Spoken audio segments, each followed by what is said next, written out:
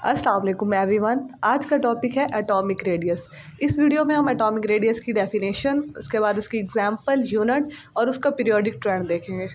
Atomic radius, सबसे पहले हम एटॉमिक रेडियस की डेफिनेशन देख लेते हैं। The half of the distance between the nuclei of the two bonded atoms is called atomic radius.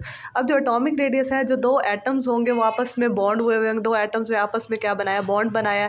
उन दोनों एटम्स जब वो बॉन्ड बना लेंगे एक दूसरे के साथ, जो उन दोनों के न्यूक्लियस होंगे दोनों एटम्स के, उन दोनों एटम्स के न्यूक्लियस के दरमियान का जो डिस्टेंस होगा उसका जो हाफ होगा, उन दोनों एटम्स के न्यूक्लियस का जो डिस्टेंस होगा, बिटवीन जो डिस्टेंस होगा उसका जो हाफ होगा, उसे हम क्या कहेंगे, ये है एटॉमिक रेडियस एक एटम का।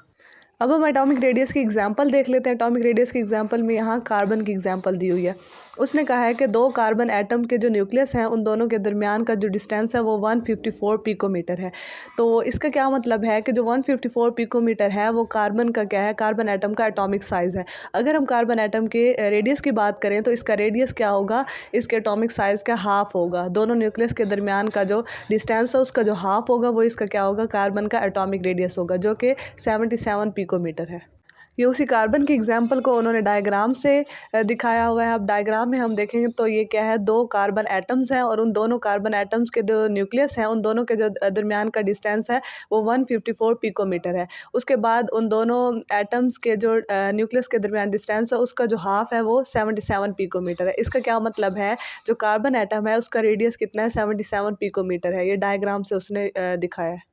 अगर हम एटॉमिक रेडियस के यूनिट की बात करें तो एटॉमिक रेडियस का जो यूनिट है वो पिकोमीटर है और जो 1 पिकोमीटर होता है वो 10⁻⁻12 मीटर के इक्वल है।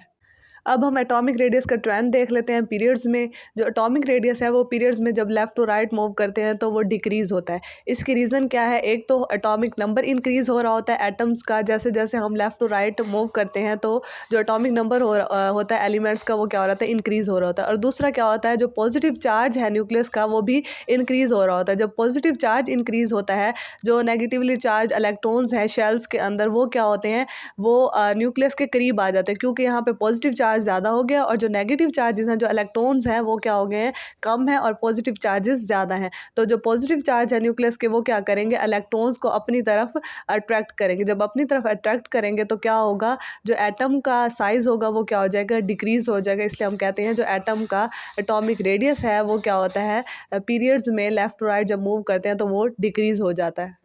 अब हम बात कर लेते हैं ट्रेंड इन ग्रुप्स। अब जो एटॉमिक रेडियस है वो ग्रुप्स में जब टॉप टू बॉटम मूव करते हैं तो एलिमेंट्स का जो एटॉमिक रेडियस है वो इंक्रीज़ हो जाता है। इसकी दो रीज़न्स हैं। इसकी पहली रीज़न तो ये है कि जैसे जैसे टॉप टू बॉटम मूव करते हैं एलिमेंट्स के अंदर जो नंबर ऑफ़ शेल्स हैं वो इंक्रीज़ होते जाते हैं और जब नंबर ऑफ़ शेल्स इंक्रीज़ होते हैं तो क्या होता है, न्यूक्लियस और जो आउटर मोस्ट शेल के जो इलेक्ट्रॉन्स हैं उनके दरमियान जो इंटरवीनिंग इलेक्ट्रॉन्स उन्हें हम कहते हैं, जो इंटरवीनिंग इलेक्ट्रॉन्स हैं वो भी क्या हो जाते हैं, इंक्रीज़ हो जाते हैं। जब इंटरवीनिंग इलेक्ट्रॉन इंक्रीज़ होते हैं मतलब आउटर मोस्ट शेल और न्यूक्लियस के दरमियान के जो इलेक्ट्रॉन है जब वो इंक्रीज़ हो जाएंगे तो इससे क्या होगा, शील्डिंग इफेक्ट इंक्रीज़ हो जाएगा। जब शील्डिंग इफेक्ट इंक्रीज़ होगा तो जो एटम का रेडियस है वो भी इंक्रीज़ हो जाएगा।